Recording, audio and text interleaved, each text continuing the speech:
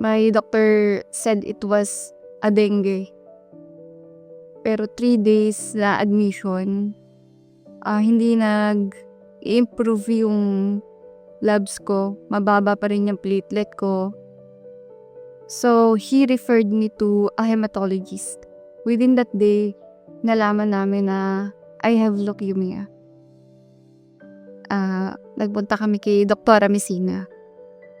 Upon checking, sinabi niya yung mga gagawin sa akin, yung chemo, yung mga gagamitin na gamot, tapos kung ano mangyayari after. The treatment lines I have before Optim AI was 4 lines of treatment. Para Messina, sabi niya, hindi nag-work yung treatment ko.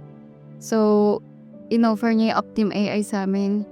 Nung una, nagda-doubt kami because sa dami ng treatment lines na na-try ko, hindi namin na-imagine na magka-achieve ako ng deep remission.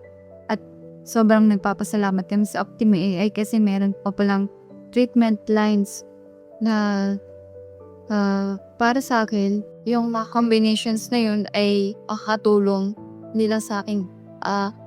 Kundi para sa iba na missing case ni leukemia. I lost my eyesight on my right eye, but I still live. Yun yung mahalaga.